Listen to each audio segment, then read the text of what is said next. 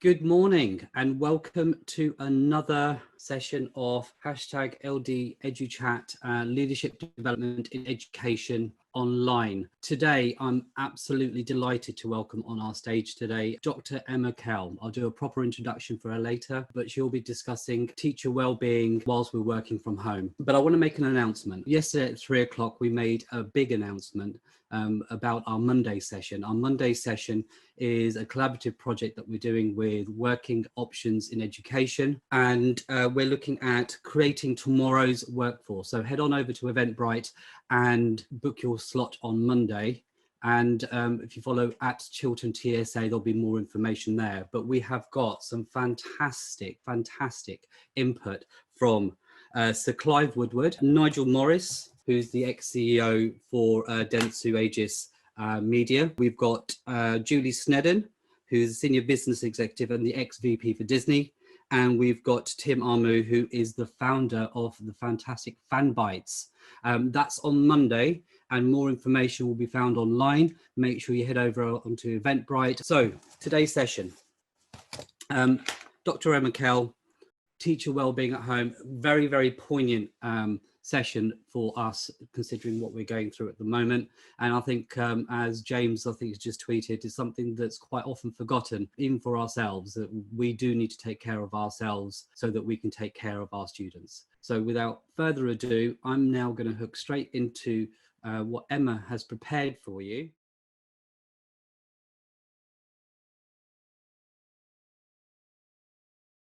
This is my first ever webinar, and I'd like to say it's lovely to see you all, but I'm actually looking at a camera with a PowerPoint and a light on me, and it's quite surreal. But I am delighted to be here. I'm delighted to have been welcomed on by ARV, and I gather there are a few hundred of you watching at this moment, so I'm looking forward to actually having some human interaction later this morning. So I'm here to talk to you about wellbeing for school staff during a global pandemic. I'm going to talk about some of the challenges, to acknowledge that actually you're not alone, even if you are alone. I'm then going to talk about some of the ways forward that have worked for some of the school staff that I've been in touch with over the last how long is it now? Yes, seven and a half weeks. And just to reassure you that actually some things might work for you, some things might not. And this is all based on 10 years of research into teacher wellbeing. Just a little bit of background on me then before we start. I think I probably know most of you from some context or another. It's a massively small world, is teaching, something I've learned through the years. But I'm a teacher, first and foremost. I've been teaching for 21 years. I am also a researcher. I started my research journey with a doctorate into balancing teaching and parenthood, which feels somewhat apt at the moment. I do lots of different things at the moment. I have what I think is known as a portfolio career, which sounds terribly pretentious. I work for PRU, a pupil referral unit in Buckinghamshire, very proud to be part of Aspire. I train teachers for UCL. And in my spare time, I host a podcast with Clemmy Stewart. I also write. I am the author of How to Survive in Teaching, which was published a couple of years ago. And I'm very proud just to have finished a book on teacher wellbeing and self-care with Adrian Bethune, which is due to be published in September of this year. And you can pre-order that on the Sage website. So key principles of wellbeing. Well, this has been really interesting, actually, to think about what still matters and what doesn't. And I'm sure we've all been through this. You know, suddenly those data meetings and that time spent tracking all that GCSE progress data seems completely out there, completely irrelevant, whereas there are other things that still matter hugely. And what's been really interesting when planning this session is going back through my old wellbeing resources and identifying actually that the main things that really mattered really do still matter. And that's precisely why this period is so hard and so challenging for so many of us at the moment. So the key principles of well-being are that, first of all, it's not about doing less. It's about doing something meaningful and doing something that's worthwhile. And it's about doing something that's in line with your values. There's a wonderful notion of ikigai, which is where you actually do something that is both fulfilling and meaningful and gives you that sense of inherent satisfaction. Well-being is about the people around you. We all know that, but actually we're not around people, most of us at the moment, and that's really hard. I did one of those character profiling things recently, and it turns out I'm a massive extrovert. And actually that means not necessarily that I go out partying all the time, because I don't, but it means I get my energy from other people. And I think a lot of teachers are like that, and I think that's one of the reasons why being separated, as most of us are, from our colleagues and from our students is particularly hard. In the words of Mary Myatt, which I do quote regularly, and it was lovely to hear her yesterday, we are, of course, human beings first and professionals second, and our students are human beings first and learners second. And again, it sounds blatantly obvious, but actually that's something that often gets forgotten in the flurry of a school day, or indeed in this current situation where we're desperately trying to deliver and do our absolute best. And I loved Dame Alison Peacock's session about stubborn optimism. I loved her calm. And I've put stubborn optimism onto this as well as one of the key principles. We have to believe that things will be better. We have to believe that this too shall pass. And one more thing on wellbeing that's really important. It's this notion which came from one of the participants in my doctorate, that actually wellbeing isn't about doing a shoddy job. It isn't about putting teachers' needs above the needs of the students. Our students have, as she said, one bite of the cherry. They have one chance. And of course, with home learning happening, with levels of engagement a bit hit and miss, my own children, goodness knows what they're doing at the moment. It's tough. That sense of urgency at the moment has gone, because actually the most important thing is that they're safe. But we all know that the gap between the privileged and the less so is widening by the day, and that causes a huge amount of conflict for us. In nearly all of my work on well-being, it comes back to this idea of control. And the two images you're looking at here are from Stephen Covey's 7 Habits of Highly Effective People. And this is the idea of the circle of influence and the circle of control. Now, the circle of influence are the things that we can control. At the moment, what we have for breakfast, whether we get dressed or not, what time we get out of bed in the morning, how we speak to people, whether we engage or whether we don't, whether we create conflict or whether we don't. And then this outside circle is the circle of concern. And those are the things that are really important, but we just can't control them. And of course, at the moment, with the uncertainty over how schools are going to reopen, when schools are going to reopen, the fear, the worry that some teachers might not be able to return, the worry that some teachers might not want to return, all of these different things that are keeping teachers awake at night means that circle of concern is kind of crushing in on us. And even in a normal school environment, that sense of feeling controlled by someone or something else can lead to high levels of anxiety, can actually reduce levels of well-being. So it actually, when you look at it like this, we're in a global pandemic. There is so little that we can control that it's no wonder that despite the fact that most of us are at home, levels of anxiety are stratospheric at the moment. So a lot of what I say will come back to this whole idea of what we can and what we can't control. So let's move now on to some of the challenges that people face. And I've done my usual research approach of crowdsourcing. So thank you to the hundreds of you who have responded. I've tried to pick out some of the key themes.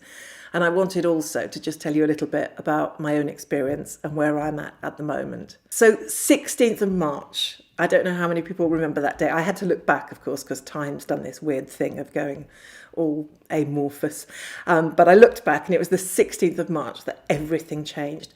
Up until then, it had been weird because I'd carried on like everyone I know in education, and we were hearing this news, this rolling news of this global pandemic and people dying and countries going into lockdown, and we were still in traffic jams on the M25. And it was actually quite wonderful to go into schools and see everything just functioning as normal, but there was a real sense that things were about to change. And I remember the Thursday before, I had a call from my brother who had been keeping a really close eye on the news and world news since early January, saying, when are you going to stop all this? And I remember being quite furious with him. I thought, well, I'm not going to stop. Why would I stop? So there was this real sense of keep calm and carry on, in schools and in education right up until that week beginning the 16th of March.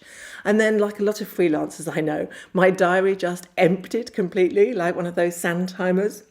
So between the 16th and the 17th of March, everything was cancelled. And I found myself just looking at this empty diary, feeling absolutely desolate, panicked on all sorts of levels. And what I found myself doing actually is driving around local schools saying, can I help? Can I help? Can I help? Because this urge to be useful and this urge to actually make a difference is part of our DNA as educators. So it was really hard. It was a huge blow for everybody. There was a huge level of uncertainty. I really continue to feel for school leaders at the moment because they haven't stopped. They had 2 days to turn everything around, to create a school for key workers, to set up remote learning. It's been absolutely nightmarish for all members of school staff. And of course, they've gone through and they've worked through Easter, and now they're facing the uncertainty over schools reopening. I'll clarify that. Schools are already open, but opening again to more students. So actually, I'm going to be very honest with you. That week, I limped through to the Friday of that week, and I just burst into tears because I just felt useless. I felt there was nothing I could do. The country was in a state of absolute emergency. We knew, as we continue to know, that there are young people who are not lucky enough to have the levels of nutrition that we have, to have constant access to Netflix, and God knows, some of us have a laptop per person in the family. All of these things were playing on our minds at that time, and I just felt useless. And I'm going to admit now that I actually spent about 3 weeks in pyjamas. I gradually started to do some work, but I spent 3 weeks in pyjamas. It was really tough for a lot of people. And some of the first challenges actually were around finding the time and space to work in this new world order.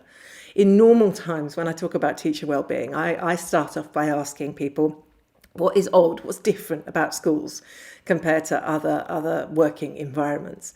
And all sorts of things come up, but one of the things that comes up is that we live in this sort of micro time of 2.5 minutes to choose between having a wee and having a cup of tea.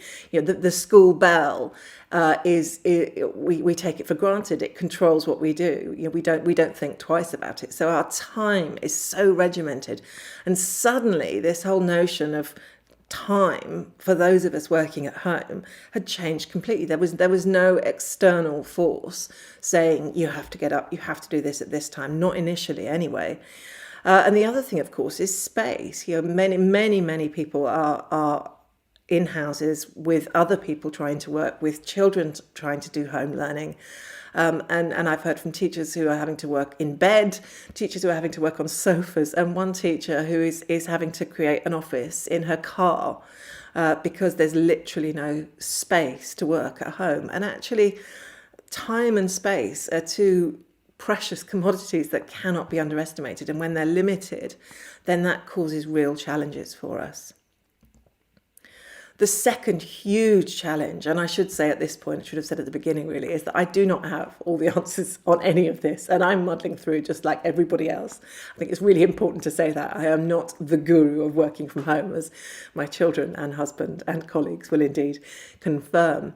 And one of the things I discovered in my research quite recently actually on wellbeing was around multitasking. Now we are multitaskers. As teachers, we are multitaskers because we have to be able to have eyes in the backs of our heads. We have to be able to monitor whether Mohammed is actually focusing whilst at the same time explaining the concept of bathos. We have to be able to do 151 things at the same time. So I thought, well, of course, we're just natural multitaskers. But there's this great exercise from a book by Caroline Webb called How to Have a Good Day. And you can try it now, actually. It's really simple. So you just do the alphabet from A through to E. Go on then, just out loud, do the alphabet from A through to E. A, B, C, D, E. Okay, fantastic. Well done. Yeah, good. Now count to 5, out loud. Go on, off you go. So 1, 2, 3, 4, 5. And then you have to do the same thing, but you just have to alternate. So you go A1, B2, C3, D, etc. And you quite literally measure the amount of time it takes you to do each of those things. And it's such a simple exercise. It might sound blindingly obvious, but it was my eureka moment where I thought, actually, they're right. Multitasking doesn't work. And of course, at the moment, those of us, well, all of us, and there's a bit of debate out there, people with children, do they have it worse or better than others? And this is not about a hierarchy of who has it harder than other people. But what we're doing is we're constantly multitasking. So I'll start a thought or start an idea or start a process or start an email. And then my daughter will come in and say, do pirates always have parrots? Or my other daughter will come in tears because she's stuck on her French. And what am I going to do? Am I going to ignore the email or am I going to ignore them?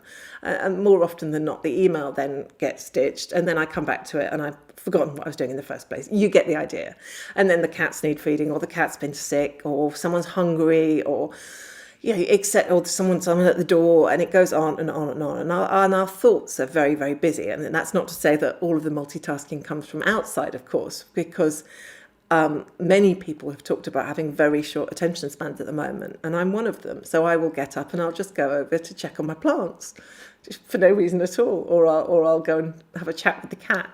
So actually, there are two things going on here, I suppose. There's the multitasking and the distraction, and it's really, really, really tiring. And it does mean, realistically, that we are going to be less efficient than we were before we went into lockdown. There's also this whole idea of spillover. Again, in normal times, when I talk about well-being, I talk about something called the guilt bag, or the bag that we carry to and from work. And this idea comes from Dr Karen Edge and a project called Global City Leaders, which UCL have been completing at the moment, which looks at Generation X school leaders in various different countries and the stresses and strains that they face.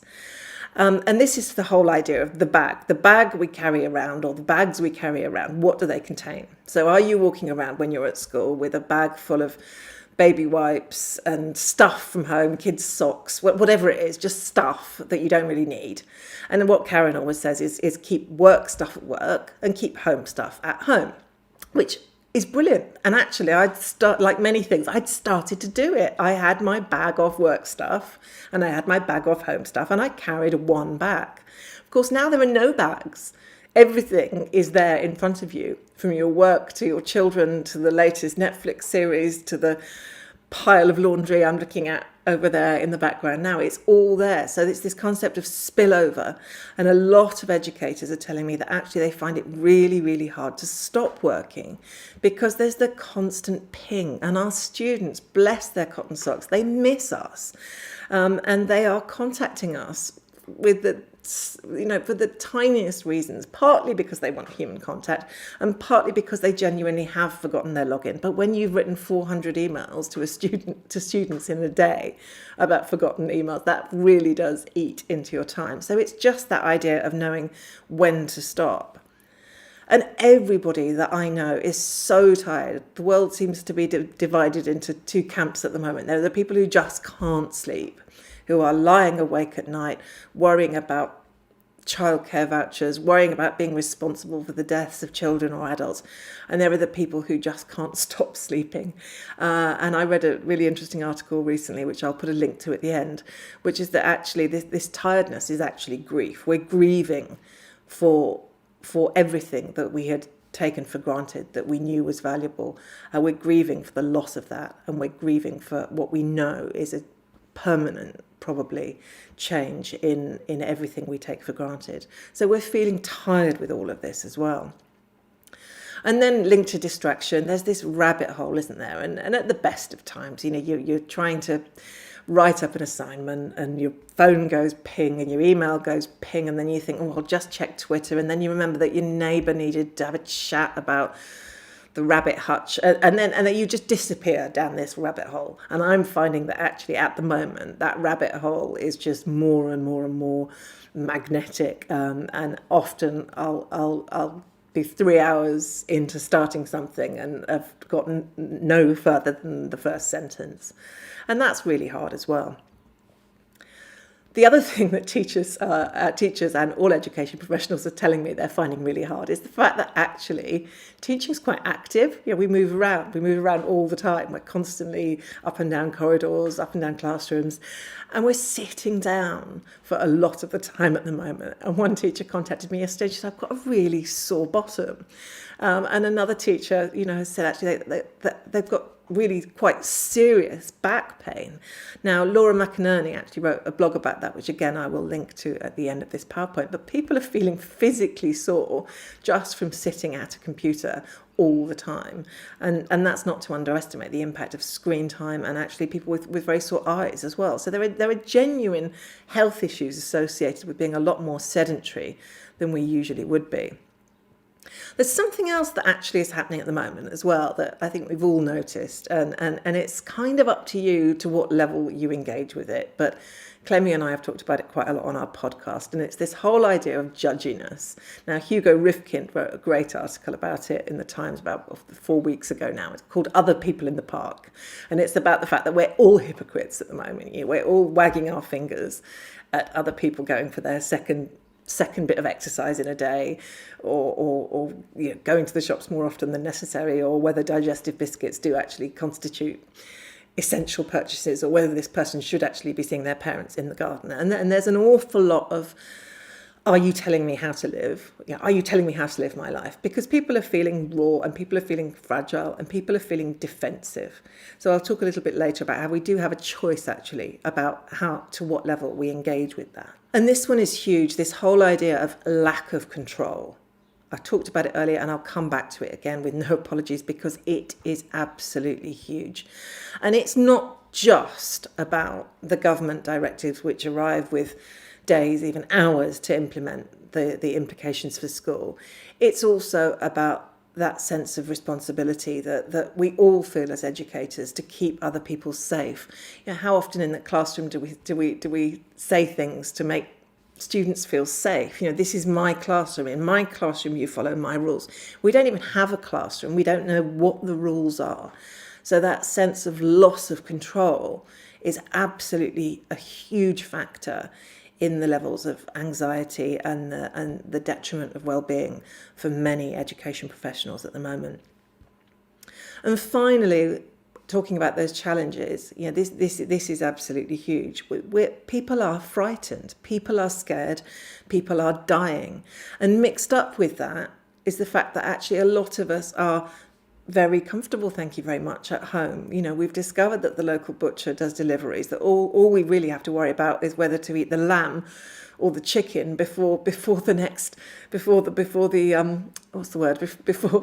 due by date, before the eat by date, whatever it's called. And that's all we have to worry about. We've got our kids coming down demanding grilled halloumi in the middle of the afternoon, whilst we know that there are children locked down in cycles of abuse and alcoholism and drug addiction. And that guilt at not being able to do anything, that guilt if we get the rest of our colleagues back into school, one of them gets ill, who's responsible? Are we responsible as schools? So these are absolutely huge, and even some of the most level-headed, positive and calm people I know at the moment are really, really feeling that at the moment.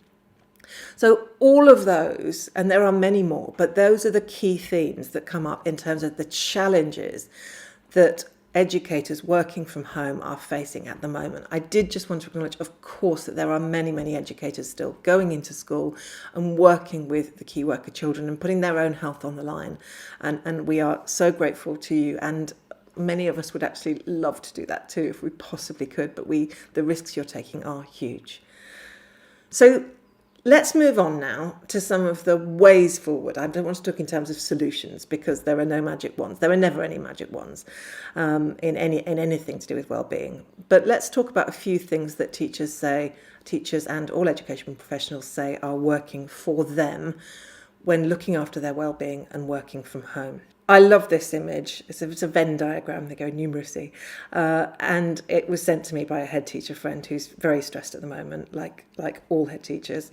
And it's just that reminder that actually, linked to the Covey circles earlier on, there are a lot of things that matter very, very, very much at the moment. It matters how society is going to come out of this. It matters that the the huge gulf between the privileged and the underprivileged is getting deeper by the day.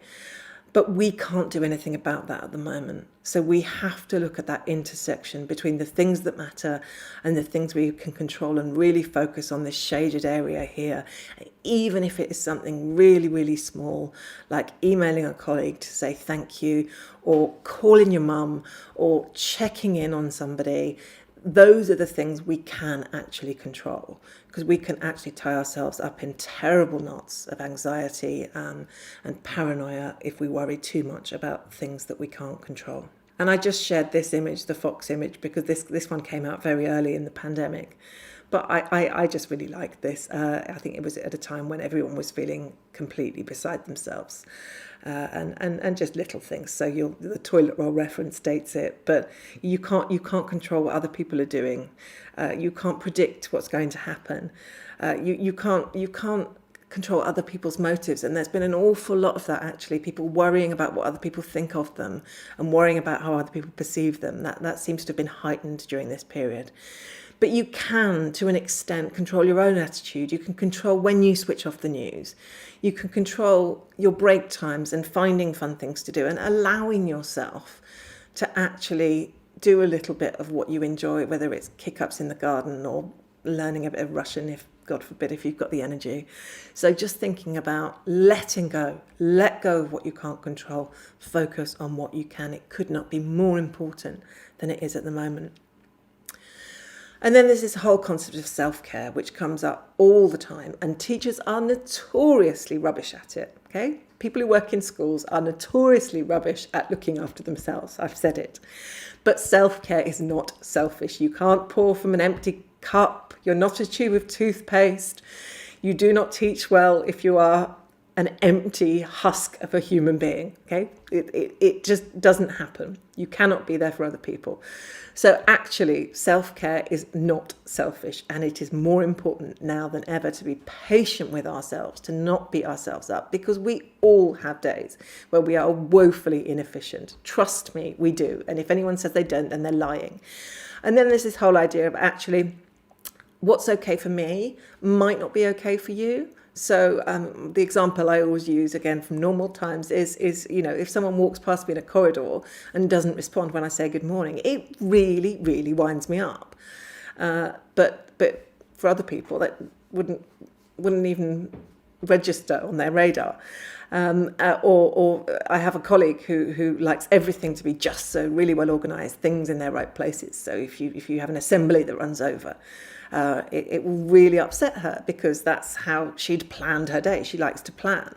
And that, of course, wouldn't bother me in the slightest. So what's okay for me might not be okay for you. I might choose to do my work at 3 a.m. I might choose to spend my day in pyjamas. That's fine if that works for me. If I am safe, if my family is safe, if I'm doing my best, that has to be good enough. And there are some days, and some of this advice, as I've said, is going to seem a little bit contradictory, because different things work for different people at different times.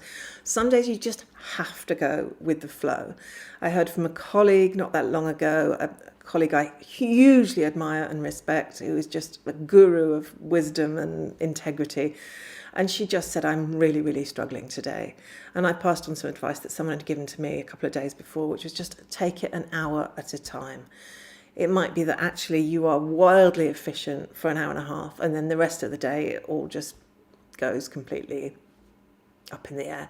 And that's okay as well. We have to be kind to ourselves. Sometimes we just have to go with the flow.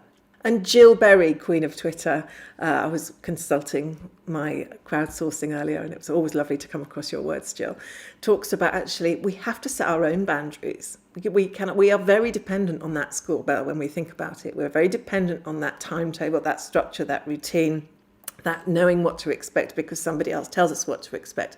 Well, for those of us working from home at the moment, there's no one to tell us. There's no one to ring a bell.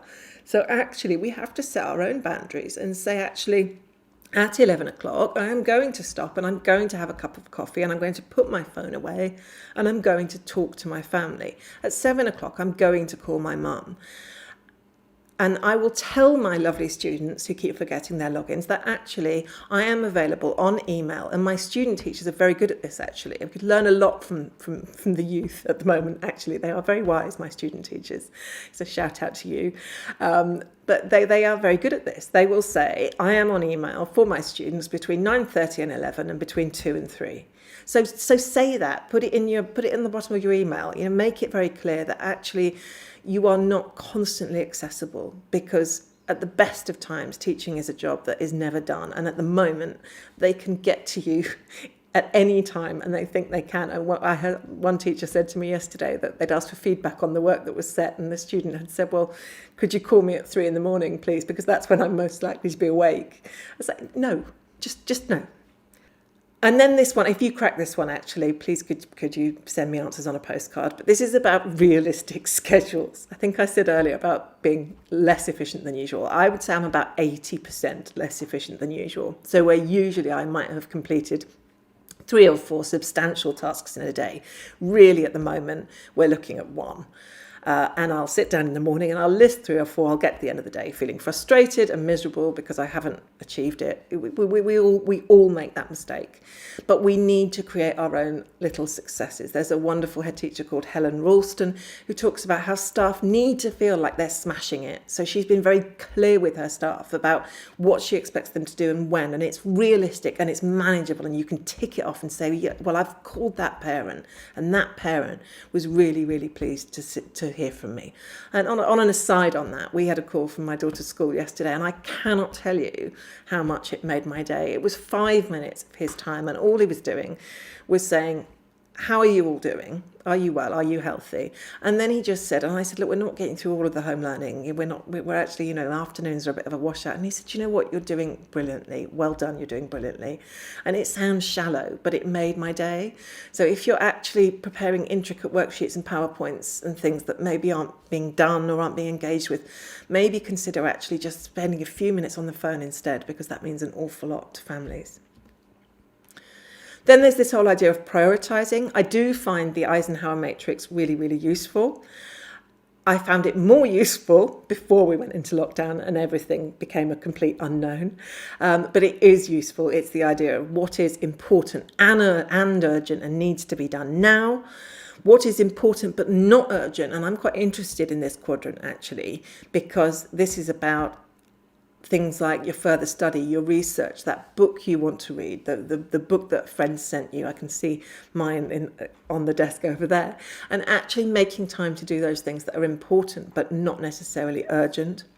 And looking at those things that are not important and not urgent that actually you can just choose not to do because you have some autonomy.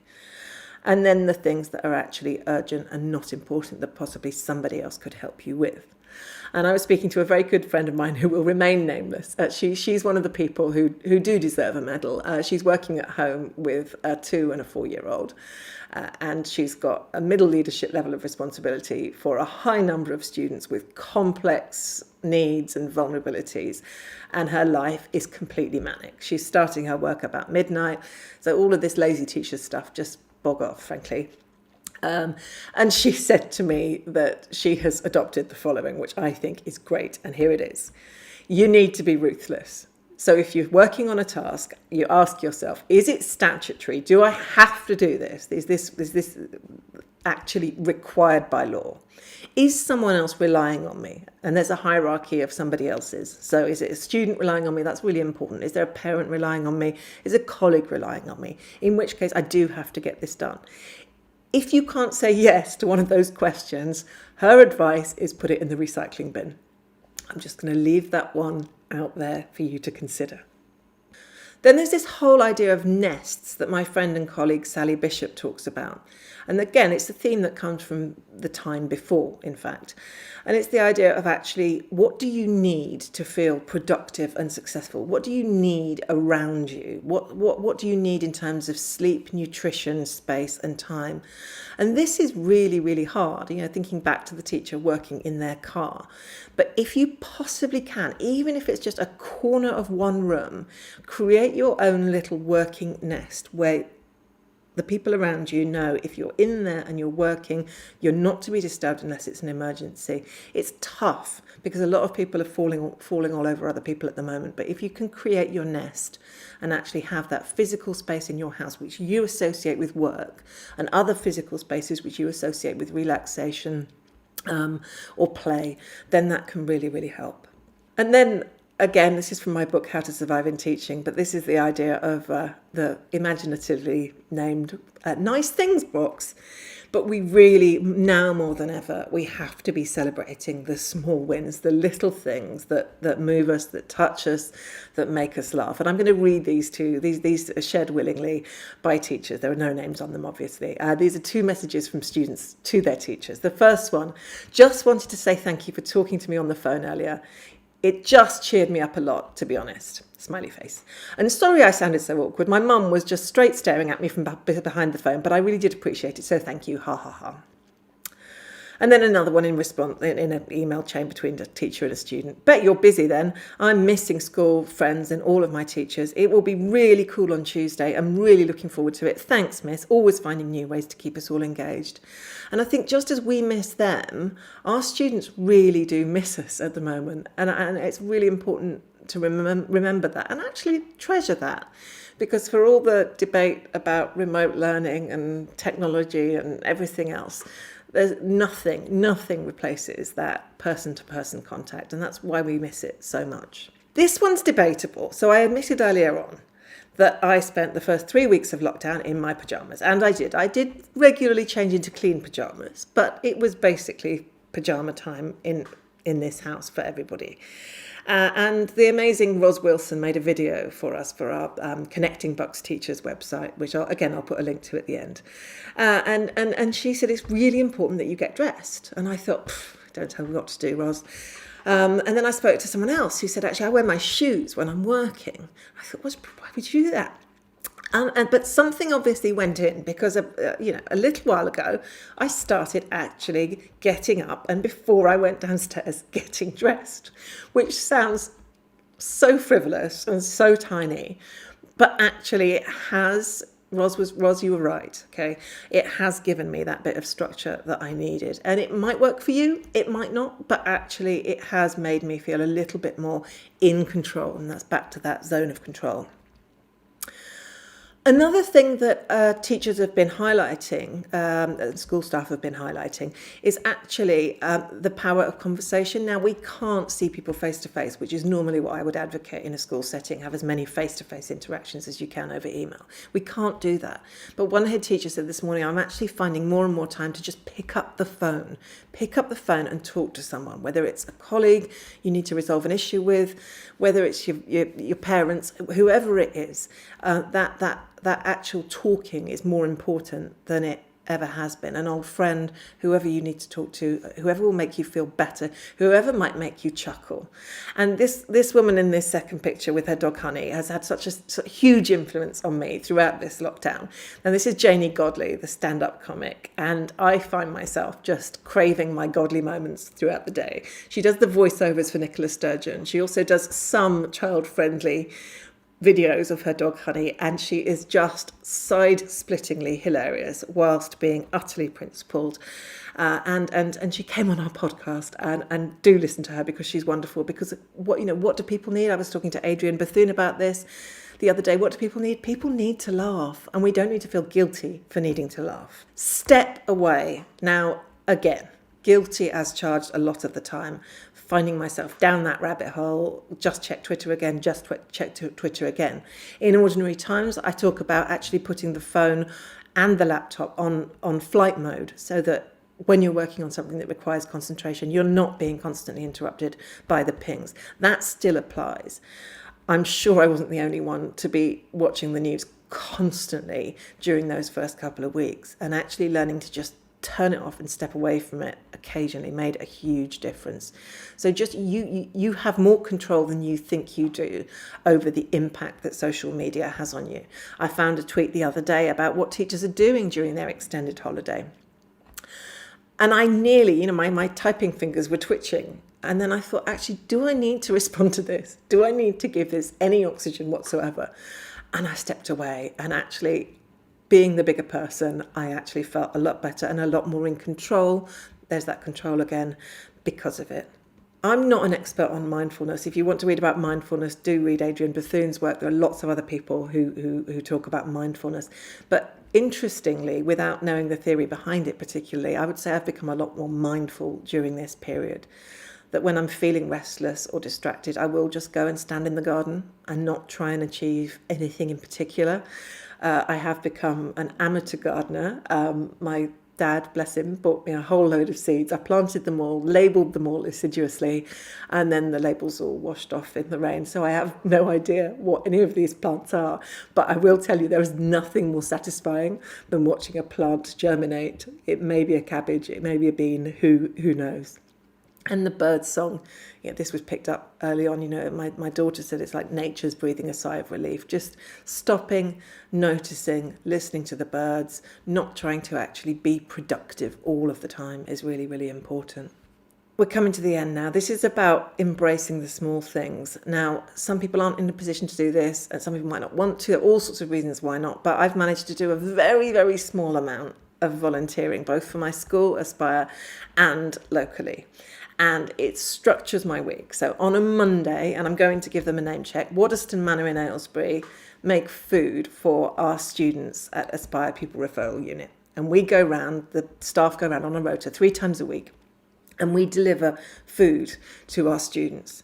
And when we were talking to Janie Godley, I had a really humbling moment on our podcast the other day, because I suppose trying to be pragmatic or something, or show her that we tick the pastoral boxes, I said it's not about the food, it's about the checking in, it's about the pastoral care. It is about the food. You're wrong. It is about the food. You're wrong. It is. I remember being so hungry at school. I never ate from 12 o'clock for the free meal to 12 o'clock the next day. And it is so much about food as well. And it left me with issues about food because I starved a lot. So you guys are doing a brilliant job doing that, because it is about food as well. There is nothing worse, and I can tell you this just now as a child who's been abused, there is nothing worse than fantasising about food for 8 hours and having none. And so when I drove up to Aylesbury on Monday, I just stopped to actually feel that I was doing something which wasn't remotely challenging. I didn't make the soup, I just drove the soup. But doing something important can actually make us feel a lot better about the world. And this is my final slide, and it's almost a cliche, this one. Credit to Jill Berry for pointing me in the direction of it in my early days of parenthood while I was struggling at the school. And it's the Donald Winnicott mantra of good enough, that sometimes good enough just has to be good enough. We have to be patient. We have to be kind. There is so much we can't do at the moment, but we are doing our best, and we are doing it out of love and commitment to our students, to our families, and to our colleagues. And finally, I just wanted to say a huge thank you from me as a parent to all of you out there who are making such a difference to our young people. They may seem like small things, but those little anecdotes you send us, those phone calls, those exchanges on Show My Homework, they mean the world. And I'd like to end by reminding you that it is National Thank a Teacher Day on the 20th of May. And I'd like to leave you to enjoy this. For every parent that's homeschooling, and for every child that's learning, there's a teacher working for us. We'd like to say thank you. Thank you. Thank you. Thank you.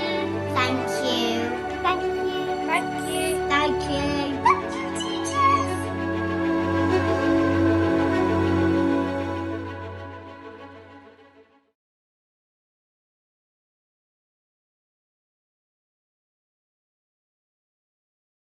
I don't think there's any introduction needed. I think you've said it all, Emma. So I'd like to welcome Dr Emma Kell to the E stage. And I know that there's a lot of points that came up, and there were some questions, and you've answered quite a lot of the questions, but I don't think everybody would have necessarily seen some of the answers that you gave, and you might want to elaborate on some of those anyway, because there's only so much we can type. So was there any, there's quite a few, there's a lot of like, thank yous, being so honest. I think that was the key thing, that you were absolutely brutally honest in what you were saying. And so I'm going to hand it straight over to you, Emma, if that's okay. Okay, yes. Well, thank you so much for all of the questions and comments. It's been absolutely fantastic to get all of those. I'm just going to pick up on a couple of the main themes that arose, but do feel free to keep typing and I will multitask and read and answer at the same time. I thought what people are saying about social media is really interesting, and I know that the traffic on Twitter and Facebook has been absolutely crazy recently. And I'm more honesty, sometimes too honest for my own good, but I'm as guilty as the next person because it's there all the time, isn't it? Look, it's here. It's here. My Facebook, my Twitter, my notifications, they're all on all of the time. But I think it just comes back to the fact that we have more control than we think we do. We have this idea that actually we have no choice, but actually just stepping away from the phone, keeping the phone out of the bedroom, all of those things can make a huge difference. And interestingly, I keep referring to ordinary time, normal times, but I was working with a group of trainee teachers, most of whom were very young, and I was talking about Twitter and the power of Twitter and the power of collaboration, which I still think is amazing. And half of the people in that room, it was a relatively small room, so four out of 8 said they'd taken themselves off all social media because they'd actually been monitoring their own well-being before and after checking in on social media and noticed that it was dipping because, as someone said on here, sorry, there's so many messages, I can't see the name at the moment, but someone said on here that actually what we end up doing is we end up comparing ourselves to other people. So I think in third week of lockdown, someone quite innocently was trying to make people feel better by creating activities for children. And these messages were popping up saying, don't forget the deadline for the watercolour competition is 6 o'clock on Sunday. I was just thinking, I don't need another deadline. It's actually stressing me out. And then I thought, but also I don't need to engage with this. You know, I don't need to engage with certain politicians constantly implying that teachers are lazy. We have more choice than we think we do. I'm just going to go and open some of the questions that are coming in. Freya suggests, and there are lots of suggestions as well, actually. So if you have practical suggestions that work for you, please do mention them. Freya talks about how important it is to regularly touch base with other members of your department. And my boss, Deborah Rutley, wrote a letter to us as a team, and she referred to us as family because, of course, I used to say this to my students as a half a joke, but from Monday to Friday, I used to spend longer with my colleagues and my students than I did with my own children. So I think it's really important that actually we are constantly touching base because we miss each other as well. So we're talking about social media. Yeah, now I didn't go there with going back to school because when I prepared and wrote this, everything was very much up in the air. I suppose there are two things here. One is the reference to our close Twitter bubbles and our online bubbles that confirm what we think. I have, as most of you will know, I'm acutely aware of the high levels of anxiety and fear that many teachers have about going back, and really worried about some of the implications that teachers might not be paid if they don't go back and so on. But I have also been actively trying to elicit opinions from people who think we should go back. And it's quite interesting, actually. Top of that list is, of course, those vulnerable students that we've talked about who are at home without enough to eat, who might be living with abuse and alcoholism and all sorts of things that we can't even begin to imagine. But there also seems to be a sense from medics, and this sounds terribly cynical, but that actually it's not going to be much different in September. So we almost just might as well try it to see what happens. And I find myself hoping that actually there will be enough of us who are healthy and willing to be transparent about those risks to be able to run schools in a very limited way. But I know people are feeling extremely anxious about that. And it really doesn't help that head teachers find out everything on the news the night before and then have to frantically implement these plans, which I've seen, which are sort of 15 pages long of, enter classroom vertically and so on and so forth. I'm just going to pick up on another couple of themes. Is there anything else you picked up on, Arv, that you want me to pick up on? There's a lot about in terms of dealing with that. I do want to give one nod, though, if that's okay. I think it's Elizabeth Morales. She's actually from New York City. So I just want to say hi to Elizabeth there. She's joined us on quite a few occasions. I think the key thing there, I think that you pointed out, was that actually doing some of the things that we normally don't have time for, which is picking up the phone to a colleague or to a friend. But as leaders, what should leaders be doing in respect to their staff within their schools, no matter where they fall? Because there seems to be a lot of meetings within leadership circles, but I don't know how much of that is filtering through in terms of that voice contact or that you have with staff. Is that something that any value in that? Yeah, I mean, I wrote something recently about how brilliant the vast majority of school leaders have been. And I have to say at this stage, I'm quite worried about the mental health of some of the school leaders that I know, because they have been under phenomenal pressure and they have done brilliantly. But there have also been some school leaders out there who have made their staff feel inadequate, the not good enough mantra, the being scrutinized on online lessons, being told not setting enough work, too much work. I mean, the bottom line is that staff wellbeing has never, ever mattered more than it does at the moment. And school leaders ignore that at their peril. So what can they be doing at the moment? Well, I spoke to a wonderful head teacher called Helen Ralston, who from the beginning of lockdown set up really clear, really meaningful, really realistic schedules for her staff, which did not involve being on email all day, every day, but with clear tasks that they could do. Some of them they could do in their own time, to create that sense of success, to actually make them feel that actually, in her words, as if they're smashing it every single day. So it really does come back to the small things of the realistic expectations, understanding that people have elderly relatives at home, people are scared and worried for relatives who might be sick. So it really does come back to that humane and compassionate leadership. Now, when we do go back, and I've just written a piece on this for education support, educators have had a chance to sit back and actually really think what's important. And frankly, I don't think people are going to take much crap. So if they're not being treated particularly well in their school, we've seen the level of compassionate and humane leadership happening, that, you know, it's not too late to move on. If you feel you've been shoddily treated, honestly, deep down, and if you weren't particularly happy before, then teachers will vote with their feet. So for leaders, it's about modelling, it's about showing vulnerability, it's about showing humanity, and it's about God forbid that we go back to the compulsory yoga sessions and the wellbeing tick boxes, but it's about making time for staff to feel listened to, and if they have a voice. Yeah, I'm just going to marry up a couple of the points. Obviously, there's a lot of stuff to do with social media in terms of people feeling inadequate when they see stories of other educators doing these wonderful things. And it's a tricky balance, I think, to get. You want to showcase all the good work that's being done in our communities by teachers.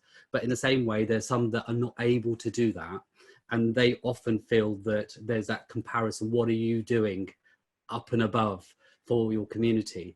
And then sometimes that is compounded by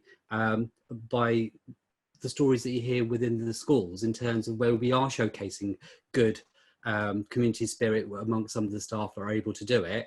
And then you're getting it from Twitter, you're getting it from Facebook, you're getting it on the news, and then you get it as an email saying, look at these wonderful staff that are doing these wonderful things. And it's really tricky, because you don't want to hide the fact that people are doing really fantastic work.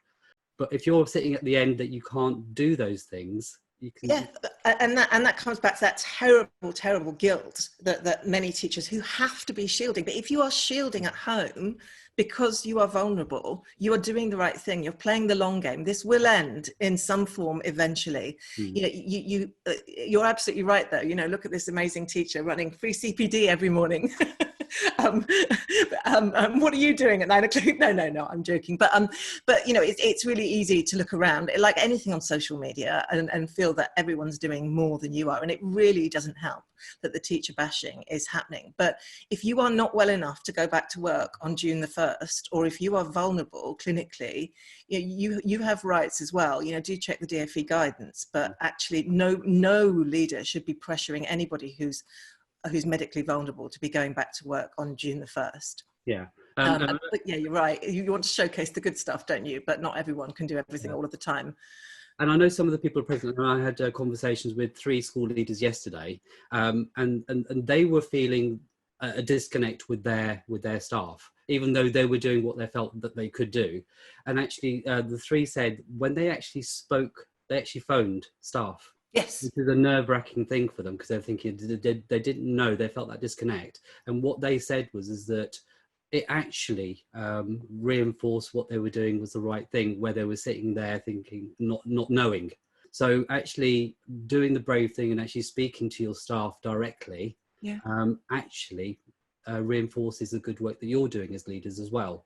And they walked away feeling quite confident, or more so than they were before. So actually it does help leaders as well, because I think you do need reassurance as a leader.